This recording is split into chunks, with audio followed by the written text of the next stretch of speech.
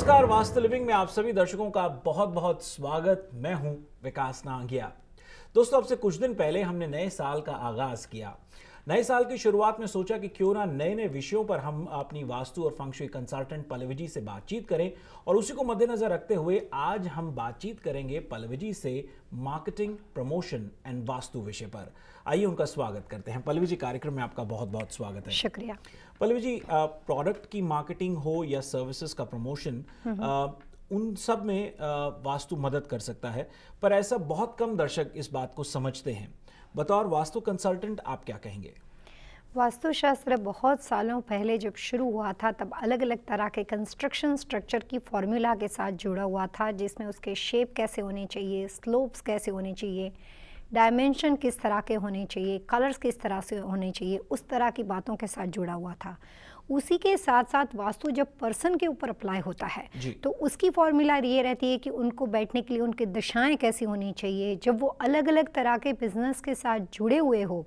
तो उनके convincing power के लिए, अपने क्लाइंट के साथ बात करने के लिए उनका काउंटर सिस्टम, काउंटर डेस्क, फिर बाकी सारा रॉ मटेरियल बिजनेस में फिनिश गुड वगैरह किस तरह से होना चाहिए, तो प्रोडक्ट का प्लेसमेंट कैसे होना चाहिए, पर्सन के ऊपर वास्तु कैसे अप्लाई होता है, और बिल्डिंग का वास्तु कैसे होना चाहिए। तीनों डिफरेंट बातें हैं। अभी कुछ दिनों पहले मेरे को न्यूयॉर्क से किसी क्लाइंट का कॉल आया था और उन्होंने कहा कि आपने वास्तु लिविंग में बहुत तरह के अलग अलग बातों के ऊपर डिस्कस किया, लेकिन खास करके कुछ ऐसे बिजनेस, जैसे अभी आपने ये टॉपिक को सिलेक्ट किया कि मार्केटिंग, प्रमोशन, वास्तु की, जो लोग इस तरह का बिजनेस के साथ जुड़े हुए हैं, जो अपने घर से बाहर जाते हैं, जिनका कोई सीटिंग अरेंजमेंट फिक्स नहीं होता है, किसी एक जगह पे बैठना उनके लिए पॉसिबल नहीं होता है, ऐसे लोगों को वास्तु के लिए क्या छोटी छोटी टिप्स, वास्तु के लाभ लेने के लिए किस तरह से वो अपने बिजनेस को फ़ायदा वास्तु के नियमों से उठा सकते हैं जी। तो प्रोडक्ट के प्रमोशन की बात हो, सर्विस का प्रमोशन हो, या मार्केटिंग के साथ जुड़े हुए लोग हों जो अपनी जगह से निकल के किसी और की जगह पे जाके जब काम करते हैं, तो वास्तुशास्त्र के किन नियमों का उनको फ़ायदा हो सकता है और वो अपना लाभ उठा सकते हैं जी। बड़े बड़े अगर स्कॉलर्स की बुक्स को पढ़ें तो उनमें ये लिखा होता है कि that we all are trying to sell something. हम सभी कुछ ना कुछ बेचने का प्रयास कर रहे होते हैं, कभी कभी अपनी बातों से, कभी कभी अपने काम से, और अलग अलग चीज़ें होती हैं वो जीवन की। लेकिन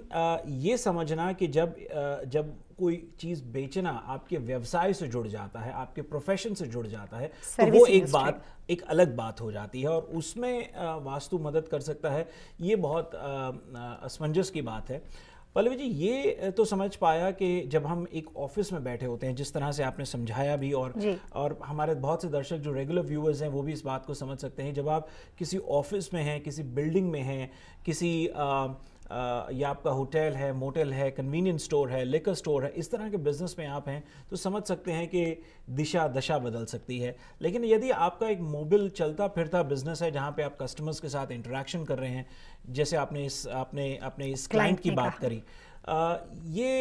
इसमें वास्तु किस तरह से काम करता है, इसके बारे में मैं चाहूँगा कुछ और रोशनी आप इस पर डालें। जो भी लोग सर्विस इंडस्ट्री के साथ जुड़े हुए हो,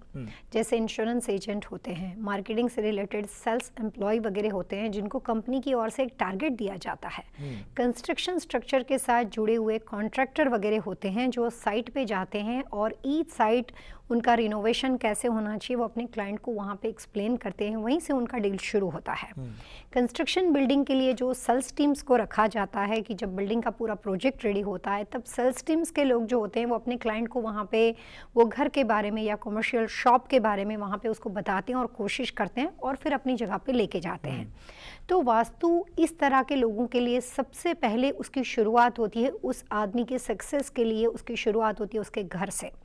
जो भी आदमी सर्विस इंडस्ट्री के साथ जुड़ा हुआ हो, उसको अपने बिजनेस में कोई अड़चन, कोई रुकावट या कोई प्रॉब्लम होती हो, तो पहली वजह ये हो सकती है कि जो उनकी सक्सेसफुल दिशा है, जो अपनी फायदेमंद दिशा है, उससे उसके घर का दरवाजा विपरीत दिशा का है। तो उसका नुकसान ये होता है कि जब वो किसी और जगह पे अननोन स्पेस पे जाता है तब उसकी पोजीशन ऑलरेडी बहुत ज़्यादा वीक हो जाती है।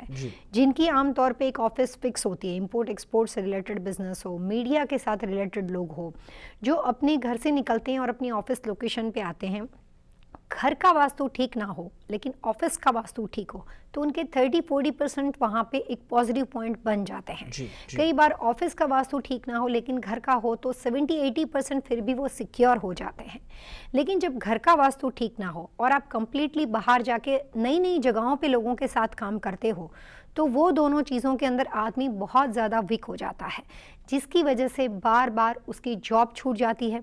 20 आदमी को मिलता है तब जाके कई बार 1 या 2 आदमी के साथ उसका डील होता है, तो जो उसका परिश्रम, जो उसकी एफर्ट है वो बहुत ज़्यादा बढ़ जाती है, उसको बहुत ज़्यादा मुश्किलों का सामना करना पड़ता है। तो पहले ये माना जाता है कि हो सकता है कि उस आदमी के लिए जो दिशाएं वास्तुशास्त्र के अनुसार जो डायरेक्शन का घर होना चाहिए उससे विपरीत दिशा में वो रहता है, तब उसको बाहर जाके काम करने में असफलता मिलती है।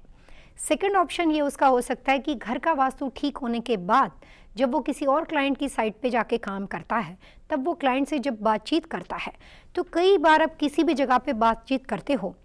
वास्तुशास्त्र के नियम दिशाओं के साथ जुड़े हैं और दिशाएं वर्ल्ड वाइज एक जैसी होती है, चाहे वो आप अमेरिका में हो या ऑस्ट्रेलिया में हो। तो अगर उसको थोड़ा बहुत डायरेक्शन का नॉलेज है, अभी आजकल बहुत तरह की मार्केट में खास तरह की वॉच मिलती है जिसके अंदर एक पूरा कंपास बना होता है, काफ़ी सेलफोन के अंदर कंपास बने होते हैं। तो अगर उसको थोड़ा बहुत डायरेक्शन का नॉलेज हो और वो अनजान जगह पे जाके अपने क्लाइंट से बात करता है तो पहले अपनी पोजीशन को देख लें धीरे से,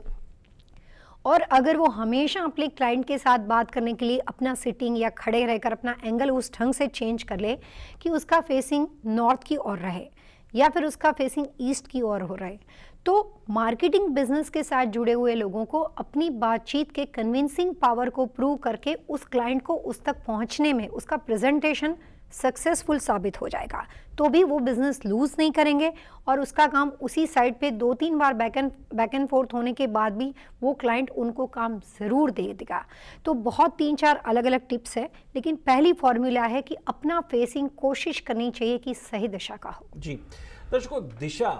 बहुत हद तक आपकी मदद कर सकती है। इसका मतलब ये नहीं कि आपकी कम्युनिकेशन स्किल वीक हो, आपका कॉन्फिडेंस लेवल कम हो, लेकिन यकीन मानिए कि ऐसा लोगों का, ऐसे बहुत से हमारे जो दर्शक वास्तु लिविंग के कार्यक्रम के साथ जुड़े हुए हैं, उनका जो अनुभव रहा है वो ये रहा है कि जब उन्होंने उस दिशा को फॉलो किया है, उस दिशा के प्रति उन्होंने थोड़ा ध्यान दिया है, तो उनका कॉन्फिडेंस और कम्युनिकेशन स्किल और बहुत सी चीज़ों में बढ़ोतरी हुई है, इजाफा हुआ है। इस विषय पर बातचीत जारी रहेगी, लेकिन एक छोटे से ब्रेक के बाद जाएगा नहीं। देखते रहिए वास्तु लिविंग।